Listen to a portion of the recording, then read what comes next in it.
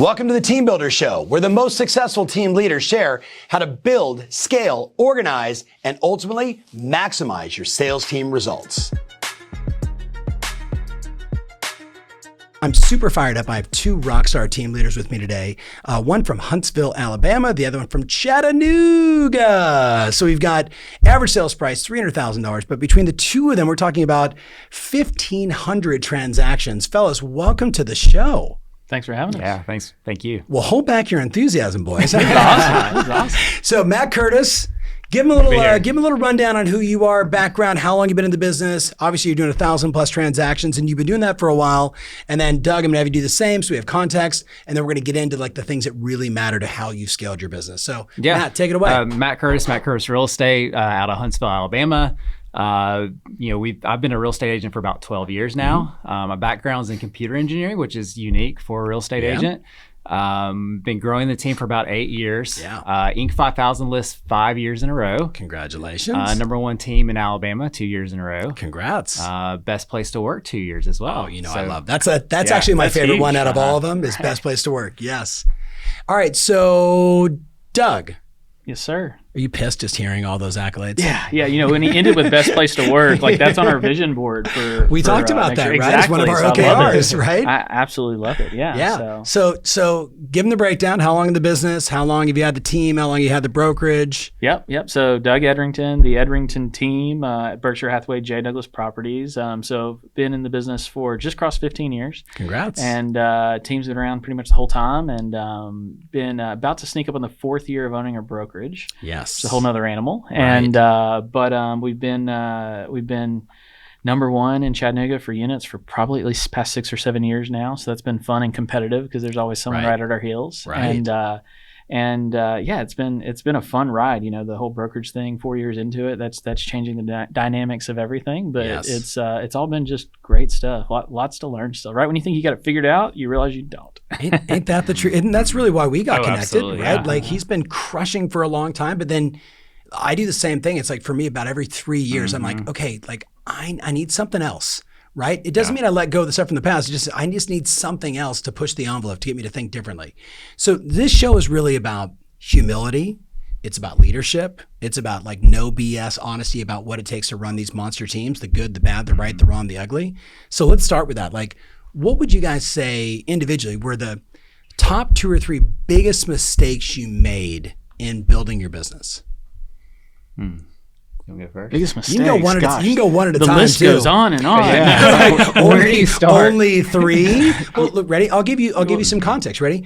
There's people mistakes, right? Which is culture and training and onboarding and recruiting and being beholden to people that maybe you didn't want on your team. There's back office and systems and organization mistakes. There's branding and marketing mistakes, right? Like there's your own personal management mistakes. So I'm not trying to fill your head with more mistakes, but like, just giving you some context. Like what are the things that people, because you guys are so successful, but you weren't just born like this, right? You became this.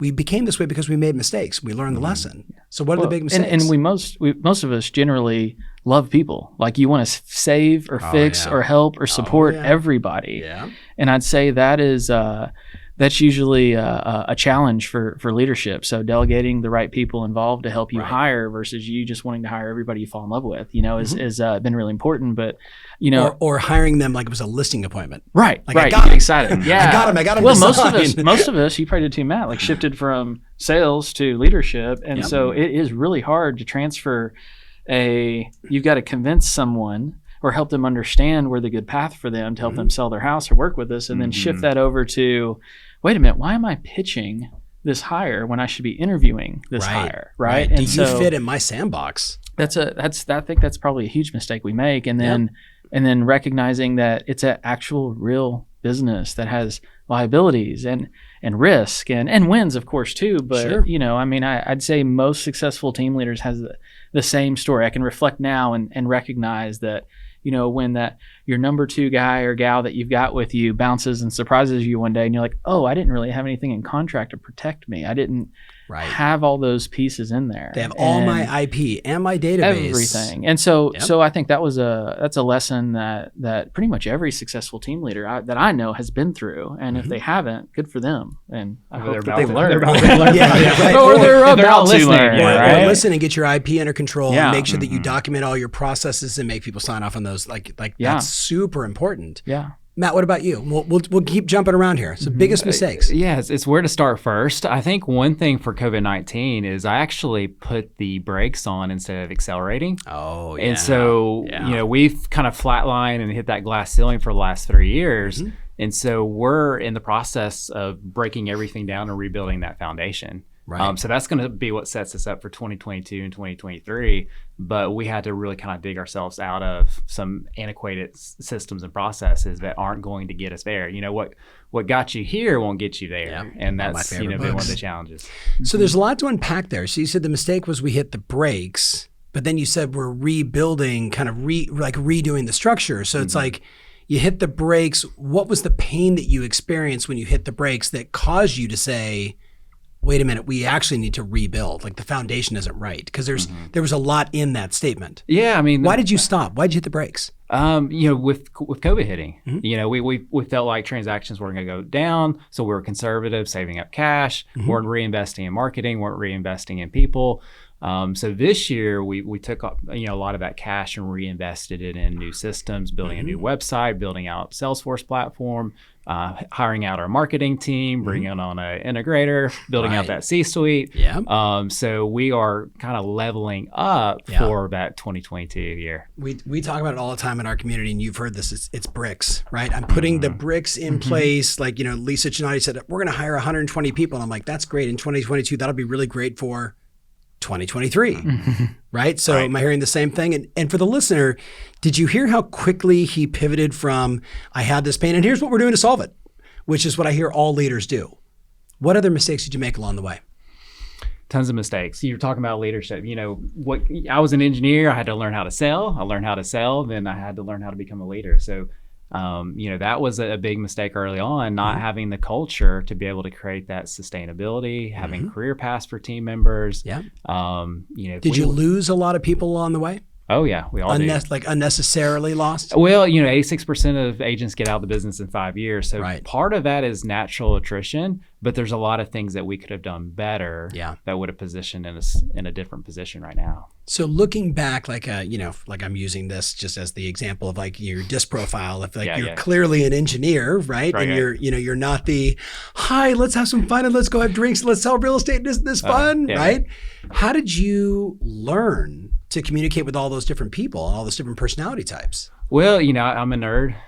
So I just read. I actually heard that, if you read an hour a day, listen to podcasts, YouTube channels like yours for an hour a day, you can double your income every 2 years. Bingo. And so that's what I did. Love it. Anything specifically like we talk about, whether it's insights or bank or disc? One of my favorites is like the 5 love languages, because the same thing applies to your spouse as it does to your kids, as it does to your teammates, right? Like what's their love language? How do they feel heard and appreciated? Right? Like that was a mistake I made early on, because I was like, I'm this way, so everyone should be like this. And you very quickly realize if they're all like you, the whole thing's going to blow up. Right? Well, speaking of this, that's one thing that we learned really early on. When we're a team of 10, high D, hey, we're changing, we're pivoting. I can make a decision like that. And everybody's like, let's go. And no, because 40% of people are S's. And I think you said they're all high D, and I'm like, let's go. You can't find that many because 10% of the population are D's. Right. So 40% are S's, so they're still processing and thinking through. Yeah. And so we really needed to figure out how we roll out these new processes. Yes. One, give them time to think through it, and then give them 6-7 times of reminders before we actually roll things out. So that was a big change from going from 10 to 20 to 50 plus team members. We had to slow. We like to say we had to slow our S down. Yes. Oh, I love that. I love that. Because I think about all fast cars have an S on it. Right? So got to slow things down. Doug, other mistakes, and then we're going to get into like the big sort of insights of how you guys have been able to grow so successfully. I think not having a career path for people early on. On a team. Do you think the same thing applies in brokerage? Yeah, absolutely. Okay. Absolutely. I mean, brokerage is just it's a different animal that if they don't have a career path, they're just basically saying, where's the next brokerage I'm going to go where I can make more money, or where can I be an owner of? Same thing with team members early on. I mean, some of the best salespeople in Chattanooga were bartenders that we recruited and started on our team, and they're doing great. They're just not with us anymore. Right. And at that time though, years ago, we just didn't have. I couldn't think big enough at the time yet. I hadn't had enough exposure to what it was all about. I was just focused on like, wow, you can make a ton of money just being a salesperson. Right. And but the moment that they don't taste that leadership, they don't have the opportunity to taste the leadership role or a specialty of some sort that they want to focus in. If you don't give them that path, then they'll go try to figure it out on their own. Right. Versus with us. So making sure you give them those opportunities, I think, are really big. And then I think also. So I'm gonna challenge you on that. Not challenge you. I want to go deeper on this. Please. So many Team Plus meetings we talked about like tiers, right? Like you have your tier 1 people, your tier 2 people, your tier 3 people, your tier 4 people, right? And the goal is to have as many net effective salespeople as we can, right? Like they're productive, they use the systems, they follow the culture, they're about us. And so there's things you want to do with your tier 1s that are totally different from your tiers 3 and 4. But I think you're talking about something different. You're assuming like everybody comes in. Do you maybe help me understand? Do you mean I can become a listing agent on your team? I can work to a higher price point. I can get different commission splits. Like give me break it down for me. Like I have no idea what you're talking about. Yeah. So like a prime example, I think our per person productivity this year is something we're really proud of. We're at 42 units per person, which is huge. That's big. And so like we have a team of people that are all making six figures. They're all having really good incomes. Yeah. And there's that point with our team I see usually between 6 and 18 months. Some people are a little earlier blossomer than others. Between 6 and 18 months, they start to think, okay, it's how can I have my own team, or how can I have my own mini team, or they start jump in here, Max. I know you deal with the same thing. Oh, right? We all do, right? Yeah. They start calculating if I was a solo agent, right? But they're just not exposed to necessarily what it cost, right? And so the ego or the excitement, I don't even want to blame it on ego. Like you're just excited. Like you're a young entrepreneur that thinks you can crush it, and you can. And you're getting recruiting calls like, hey, nonstop. You're on this team at 50-50. You know what it'd be like if you came to me? I'd put you on 70. And that's like a major increase. Yeah. But of course, and they always forget like where the leads came from. Yeah. They never understand the back end like what it costs to have Salesforce for everybody. Like there's so much cost. Why don't we talk about that?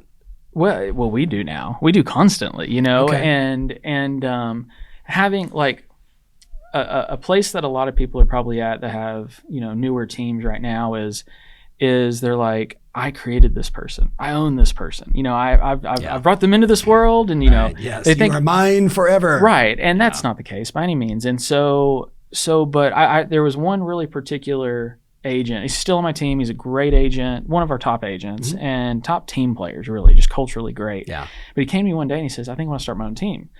And that one statement alone made me feel so good that culturally we're at a place where someone would actually come to me and say that. Versus previous years prior, it's like, hey, here is my form that says I'm no longer with you, right? Because I've created a plan without you. And so, but this one individual came to me. I said, and I genuinely was like, awesome.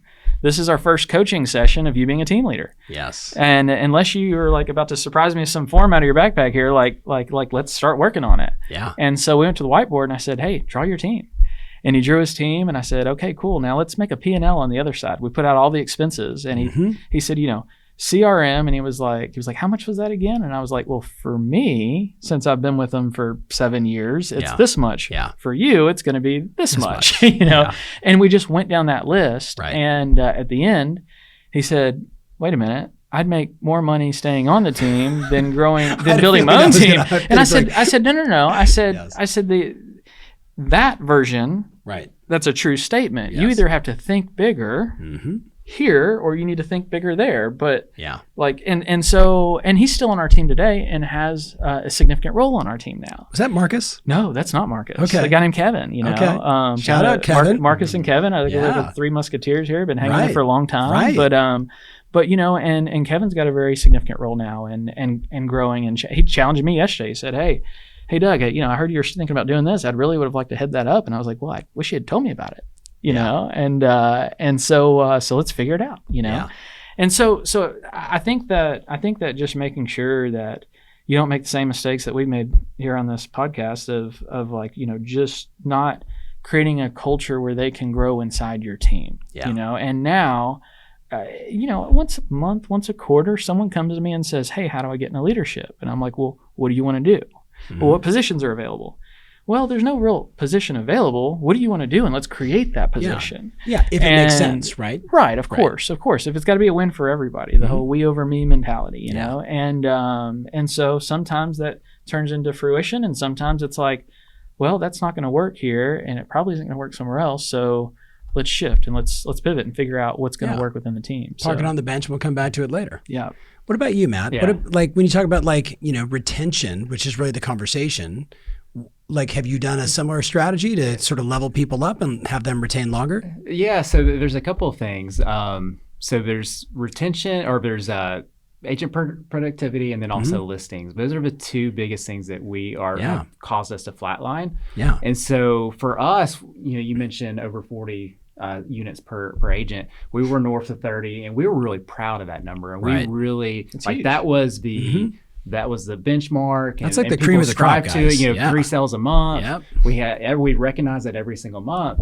And what ended up happening was the folks that weren't there for whatever reason, for a life situation, we ended up unintentionally running them off. Right. And then we kept the folks that did, but then eventually, as they start to do 40, 50, 70, 80, even 100 sales a year, they got burnt out. Yep. Or to your point, they started doing math and they're like, well, I think I might be able to make a little bit more if I try to do it myself and all those things. And so what we found is, 30 was that sweet spot if we're going to do 30 sales, per agent. Yep. And so we're actually broadening that net. We want to go to, per your advice, we want to get to 100 agents. Yep. To do that, we're going to need an army of 15 sales a year producers. Yep. We're still going to have our 30s and our 50s and our 80s and beyond. But we need to be able to also celebrate those 15s and have those consistent folks to be able to hit our big vision. It's interesting. I know culture is on your list, and I know it's we talk about it all the time, right? So let's talk about that. As you're growing and scaling a team, how do you guys recognize the people in your business, or maybe how do you want to in the future state recognize all these different people? Because you got all these incredible people that work with you that are all doing great things at different levels. But it's very easy to go, oh my God, there's Brian. He's my favorite, right? Marcus is one of your closest friends on the planet, right? So it's probably easy, or maybe he gets no love because he's your closest friend. You know what I mean? So how are you guys? And by the way, you two are such Southern charmers. You've not interrupted each other once. So I'm giving you permission to interrupt each other, or at least butt in. Is Jill Biggs outside? Jill Biggs is outside. Well, you mentioned disc. So everybody, culture means different things to different people. Correct. And so that's one of the things that we do after 90 days. We sit everybody down and say, okay, so what have you liked about our culture for the last 90 days? Right. Okay. And then after we go through that, culture means something different to everybody. You are now in charge of that. Nice. As we get bigger, that culture expands. So for some, it's like a culture crew is being built, like someone that is a part of running culture. Yeah. That's been talked about a lot amongst a lot of leaders. Yeah. So for some people, it's recognition. So we have that. We have the end of the year awards party. We have the monthly recognition. We call it First Monday because people are more likely to open to new ideas, the first of the month, First Monday, all that kind of stuff. But then, some people are there for the camaraderie of the family. And so we have weekly events. So this week we had a food truck. We have a food truck once a week. We have a competition. Some people are athletic and like to compete. We do flag football, kickball, laser tag, you name it. Yeah. Some people like to eat. We celebrate birthdays, birthday cakes, ice creams, girls' night, guys' night once a month. Sounds so happy. Yeah, I mean, the Matt Curtis real estate team is a fun place to work. Yeah, we eat, we drink, we hang out. Yeah, exactly. That's awesome. And do you see appropriate participation based upon people's criteria, or does everybody kind of show up and how does it work? People show up to the things that attract them. Yeah. You've got some people that are, that ninja that all they want to do is work and that's cool. Right. And then you've got others. And you say it's cool. I think it's important to respect that. Oh yeah, For sure. I used to get annoyed when we man, we put this huge party on and these key players didn't show up, and They're busy selling houses or they're exhausted. Yeah. Now I've started to learn it's like you got to respect that, right? Because and otherwise they're feeling pressure, and you're going to run them off because they're like, I didn't want to show up to the dirty Santa. Yeah, like I got yelled at. I was a top agent and a new construction builder. I got yelled at one year because I didn't want to go to Dirty Santa. I want to go sell home. Yeah, it's like I'm never going to be that guy. Yeah, right. Yeah. So, Doug, what about you? How have you sort of operationalized community and culture? So, COVID has really screwed all of culture up for everybody, I think. It's very challenging. There's no doubt about it. So COVID has screwed everything up. How? It's like half of our team got hired when we were all Zoom. Oh, yeah. Right. Yeah. And so connection has been really challenging in a lot of ways. What we have still done, though, we had a little break during, when COVID broke, but March through November, we have a monthly event that's open to the community. It's great for recruiting. It's great to make sure that our agents can bring their families. Nice. It's really important to get the spouses involved, and so they understand what's going on, and our past clients. So that's been our biggest win. But that's March through November. March through November, every single month, we get sponsors in from other vendors and our partners, and we throw a huge party. Is this at your? Because you built sort of at our office. Like he has the location in town. Like visually, it's beautiful inside and out. It's awesome. Everything about it's got a rooftop patio, and we've. It's a party center / real estate office. Nice. Yeah, it's a training facility. It's a right? Absolutely. It's a pretty stellar piece of real estate that we get to leverage. I'm really glad you bought that. I am too. I was scared to death when we made that purchase. I was like, if you don't buy that, I'm going to buy that. He did say that. Lease it to you. Yeah, that's when I was like, okay, we're buying this. I was like, this is too easy. I don't need Tom in my own town right now. God, but I would have loved that rent check for you every month. Right. And the appreciation. Oh my God, I missed that deal. That's been huge though. But I think also what's been really important for us culturally is making sure that I spend one-on-one time with the people, just connection, really just focus on connection. And not everybody wants that, but I'd say, over half of the team, I've spent a lot of time one-on-one with their families and with them and just making sure they know that we care, and it makes people comfortable, and so, but I'm still trying to figure it out. Does it make it harder when they leave? Oh, absolutely. Yeah. Absolutely. And I had, I feel like everybody can say this, especially around COVID time, but, I had someone who's really close to me bounce off and leave. And I was like, God, I thought I got past this. I thought I was more calloused than this. This one actually kind of got to me a little bit, but you got to bounce. You don't have a choice, you bounce back. And after having enough people leave or you having to let people go, you start to recognize the pattern that it does truly always get better. When even if someone was awesome that left you, it forces you to go back in and be like, hey, we got to rebuild this department or this role. Next gal up. Who wants to be the new number one? Everybody wants to be there, right? Everybody growth when number one leaves. Right. Always. Right. Yeah. It's so hard. I don't think callous is the right word. I'm such a humanist. I tell people all the time, I'm not going to be your last CEO. Right? Welcome to the team. I'm super glad you're here. Do really good work.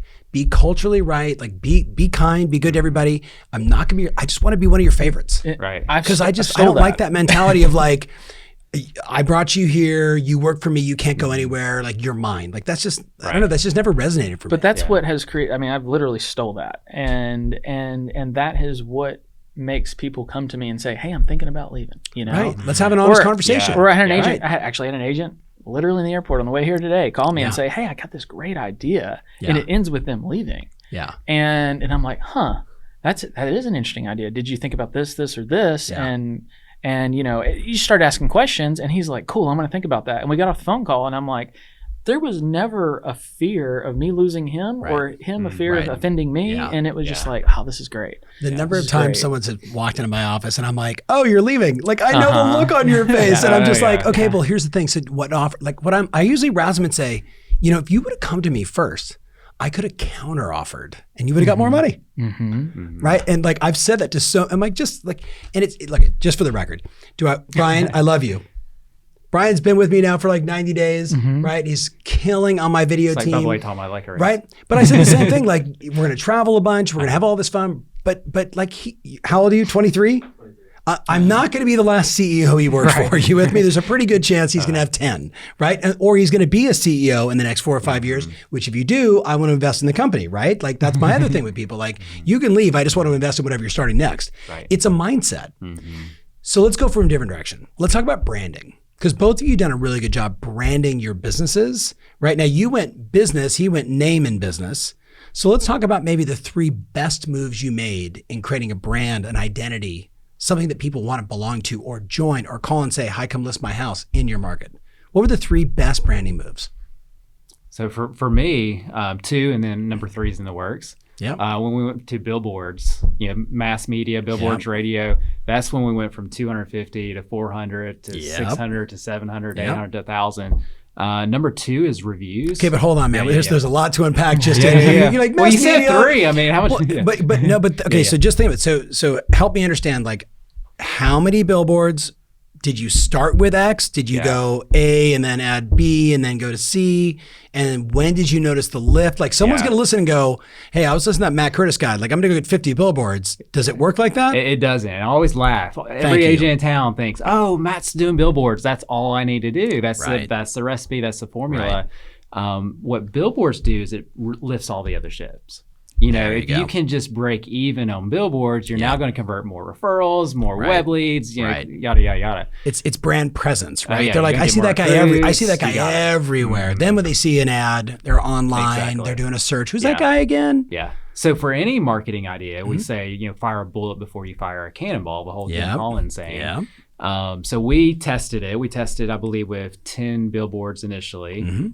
Saw huge growth off of it. And so we just continue to level up. And we're starting to see kind of that saturation for our market. So we're trying to figure out, okay, at what point is it diminishing returns? I think we're pretty much there. Yeah. But we're north of 50 boards right now. And are they digital where you can change them up all the time, or are they fixed, or a combination? Yeah, a combination. Yeah. Yeah. And which do you track and measure? Like, do you want to know more about this? Absolutely. Right. Like DJ is like you guys. So DJ and Lindsay, like they were talking. They're like, oh my God, like I'm running this ad to test. I'm trying this ad to test to see what gets the best response. Oh yeah. So if somebody's listening right now and they're like, there's like 7 billboards in my town total.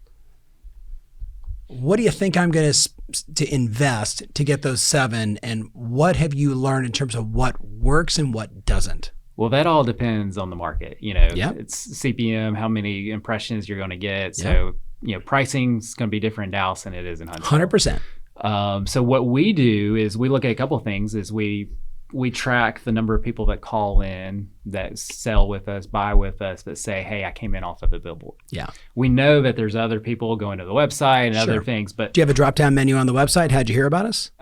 We do not, because... Is it in like the landing, we want to simplify that as quick, we don't want to... I got you. I got you. But on the billboard side, so...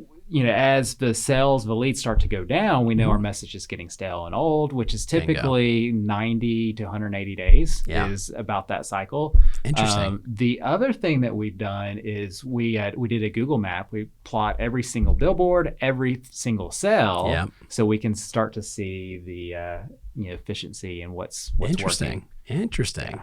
And then obviously, so you said radio too. So do you have your own radio show, or are you running radio ads? Radio ads, sponsor. We're kind of weaning off of that a little bit and leveling up more YouTube. Yeah. Were you doing the same thing everybody else did, like Paul Rushforth up in Ottawa, Ontario, Canada? It's like 7 or 8 hundred deals or whatever. But like, it's like, if your home doesn't sell in 90 days, we'll buy it, right? Which was really great when the market wasn't on fire. Now it's like, Yeah. So we changed up our messages. Yeah. So now it's our instant offer program, which actually is, believe it or not. I was listening to a stat. It's like 1 in 20 people, are distressed sellers. There's always going to be 1 in 20 that are hoarders or are embarrassed to put their home on the market. Right. So there's always going to be that market. And 1/3, basically, the whole Steve Murray, told me this. 2/3 of the market is referrals, past clients. 1/3 is marketing based. So if 1/3 is marketing based and 5% are hoarders, we're going after 1 out of 6 of those with that message, and it's really resonating. So when you get those calls, Are you buying them? Are you referring to a builder partner? Like, how does that transaction work? What we've been doing is we've got a flipping company that we've done some flips, and then I'm buying as well. Yeah. Right now, I'm trying to increase that volume to not only satisfy my personal buying needs, but then also my agents and my team's buying needs. I love that. And satisfying my personal buying needs. Everything about that just sounds fantastic. Okay, so two things. That's why you're in real estate, right? It's not, you got to get, the money is not worth anything. You got to put in an asset that actually appreciates. 100%. Okay, I'm going to come back to you on number 3. So number 1 was billboards. Number 2 is radio. Well, and reviews. You crush reviews, and you crush Google also. Oh, yeah. So I'm going to come back to you on reviews, but so what do you got? Well, I got a mirror reviews. I mean, we jumped on the Zillow review train when it first came out, when everybody's like, I'm kind of scared to put a review out there because what if I get a bad one? Right. And, before I think everybody actually knew what Zillow was, we already had 1,000 reviews on Zillow. That's so good. And it was so every consumer that looked. Now, Zillow's changed that game a little bit, and so that's not as effective as it once was. It's good for when you meet someone and they're trying to confirm your success, like it's killer then, right? Yeah. Have you migrated to Google, to the Google My absolutely. Business page? We're the highest reviewed, and then we jumped on the GLS train, and that's been our most profitable lead source, honestly. For sure. If we can just generate more leads, which is pretty much, there's nothing you can do other than just hope, right? Yeah. Well, answer the phone. You gotta answer the phone. Yeah, GLS is answer the phone. So Google Local Services ads, for the people that are wondering what GLS is. But I'll tell you, so tomorrow we'll discuss this. There's a lot of people spending way more money than you could possibly imagine on Google ads that are killing it right now. And again, no referral fees. Right. Or if you run it through your traditional model of a referral fee, just higher net profit to the team leader. Right. So there's a lot to play with there. So you're saying early on in reviews and then migrating to whatever's the appropriate channel, right? You're going to say in reviews also, that I'm going to come back to you. So what did you do differently or better, talking about reviews? Yeah, sounds like the same things. We were number 1 in the state on Google and Zillow as well. Be careful with Zillow. My personal experience is they took the reviews down. Because we were getting we all panicked that day. We were getting, I remember that. I did. That was like one of my most popular videos. I was like, holy crap. We weren't paying them. We came back like a year. Right. No. They actually took them down. But that's another story. Be careful with Zillow. But Google is crushing it for us. Yeah. So how many reviews on Google? A little over 1,700. See, that's just monster, right? Like people, like the Google Local Services ads. Just Google. Now I want to keep calling it GMB, but they changed the name again. So now it's Google Business something, whatever it's called. That page, that kills. So it's free. So you were mentioning YouTube ads, but I'm going to bounce to you first. What else are you doing on a branding standpoint? What else is really working to have people walk in your door, recognize you, say, hey, we want to do business with you guys? Because you guys get a lot of inbound. Yeah, we do. This is an area that we need to grow tremendously on. So I can't sit here and toot our own horn that we're just crushing it from a branding perspective, but making sure you got the marketing department that's pushing out the social media constantly and making sure that you're including your agents and tagging them so they share it. So there's a little bit of organic by design that you got to push out through social media hard for the consumer side. One of the best things, though, speaking of building branding, also internally within the industry is I think is big time, equally important, if not more important, especially in a market that we're in now. People love doing deals with us because we try to do the deal for them on their side, from a back office standpoint, agent to agent referrals, and then we're about to jump back on track. We're having a whole marketing flip of personnel and everything. And I'm excited to be here in your new office with all this stuff because I'm going to snap pictures and just send it to them and say, this is what we got to do. Because the best thing that I ever did was about a year run where I did the Jay Douglas show when we opened the brokerage up. And one of my favorite recruiting stories is a gal that called me one time and said, hey, I'm thinking about joining your team. And I said, okay, tell me a little bit about where you're at, what's going on. She says, well, I'm at competitor number 3 in Chattanooga right now. And we're on show number 7 and we've been watching it for the past 7 weeks in our training. Like a competitor. And I was like, you're making me feel really good right now. Like a very succting team, not a nobody name, a very successful team. And I was just like, wow, that's pretty awesome. Yeah. And so it was a recruiting game that we played, but just I'll talk to agents and they just say, man, I just got the most respect for you. Yeah. And I haven't had the pleasure to meet him yet, and it's usually from, a show that floated around or a conversation that came from it or whatever it may be. So I think it's equally as important to brand yourself internally. Yes. In the industry. Yes. In that sense. I agree. So what was your number 3? So number 3 is YouTube, and I want to talk to you a little bit more about that because that's our next play. But YouTube, you hooked me up with Jason Pantana. He is the man. So shout out to Jason. Out there. Jason's here right now. He's probably outside. He just texted me. I didn't know that. Okay. So 2 to 3 cents per view. It's not going to be this cheap forever. You're talking about running ads. Oh, yeah. Okay, so running ads on YouTube. We talked about it at the summit this year, and it's like people are paying attention. But I'll tell you, there's 2 distinct camps. There is we create content that is so purely effective, organic, the SEO side of it is so good that if you run ads against it, sometimes it'll actually have a negative effect, right? Versus I create a piece of content that is purely designed to generate business, and I just plow money after it. Right. And both those work, right? You just got to pay attention to it. So just, exactly. I came out of our video mastermind last week, which people were just bonkers over. Yeah. So we're going to do your plan? both. Yeah. So right now we're focusing on the ads. Yep. The long tail is like we just shot a pros and cons, moving to Huntsville video. Yep. So that'll be the organic play that'll just last forever. Yep. You should check out Jeremy Knight. Jeremy Knight is one of our clients down in Austin, and he is just $100,000 a month in GCI from his YouTube channel. Oh, nice. All organic. Unfreaking believable. Big shout out to Jeremy, and the most likable guy on the planet. Like you guys would just eat him up. Okay, so we've covered a lot of ground here. I'm going to ask you guys 2 last questions. I want to know, so everybody thinks the next 3 years are pretty much going to be more of the same. So what is the most important initiative or 2 that you have for your business over the next 2 to 3 years to really capitalize on the market? I mean, it's growth all day long. I mean, it's taking advantage of what we've built and scaling that. And so, the conversation in your organization seems to be more about recruiters left and right. We're hearing that a lot. And so definitely recruiting, but I think the initiative that I'm most excited about is, from our coaching calls wrapped around, best place to work in Chattanooga, Tennessee. Right. When we Googled it, I don't know if we were on the call together or not, but it was best place to work in Chattanooga, Tennessee. Google search showed Lululemon. And I was like, huh. Yeah. There's 25 part-time employees and 2 full-time managers, I'm assuming. And then the second one is Unum, which is like a massive insurance company. And I'm like, okay, so this is untapped because you're like, I can beat this. Yeah. Well, that's the intent, right? Yeah. And so just let your team members wear yoga pants to work. Apparently, yeah. Or just buy them yoga pants and give them a discount.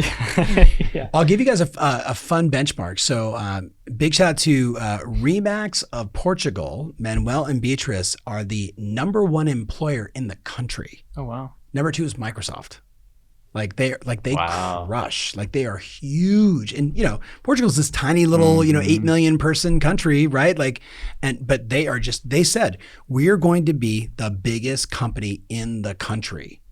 How insane is that? Big shout out to them. They are just, that's huge. They're 2 unbelievable human beings and brilliant in business. So growth, taking advantage of it, and being the best place to work. You've already achieved best place to work. Yep. What are you thinking about? What's going to be the most important initiative for you, Matt, in the next 2 to 3 years? Because the market's going to be like this for a while. Right. So we just rolled out our MC Academy. So went from 1 week to a full 30-day training class. Yeah. And that's producing huge dividends. Agents are really coming out of it confident, writing their first contracts, really clean deals. You're talking about like a new agent training program, but it's the Matt Curtis Sales Academy, right? Right. It's a full 30-day. Yeah. So they can't get it anywhere else.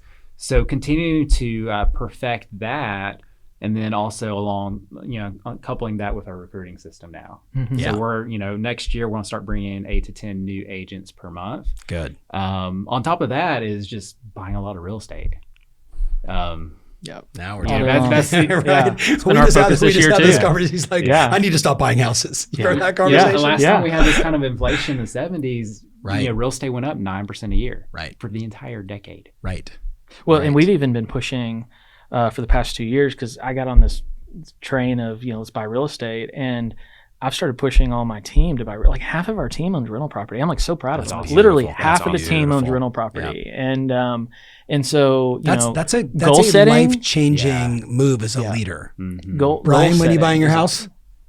Soon, I need a real estate agent. Oh, you just said I It'd be need hard a to real find. estate agent. Yeah. I mean, I'm all over like all these younglings here. I'm like Yeah. in Dallas, like you all need to be buying real estate, man. Like, Yeah. whatever it takes. Okay, so 3 of my staff are even under contract right now to buy houses. Like we're having to figure out policies now to figure out, okay, when a staff member wants to buy a house, how do we handle this? Because it can get muddy, right? There's all these different things. And Right. but it's a great thing. It's a good challenge to have. it's a great challenge. Fellas, this has been super fun. We're going to have to do this again, but there's a lot for people to unpack here. So thank you guys for being on the show, and thanks just for doing what you guys do. Yeah, Just our so pleasure. Thanks I for the started by introduction saying between Matt humble and I. and humility and all the things that matter to me, like as leaders, like you guys are just nailing it. So yes, and you're welcome on the introduction. Absolutely. All right. Hey, thank you so much for listening or watching. And hey, follow these guys wherever you find them on social media.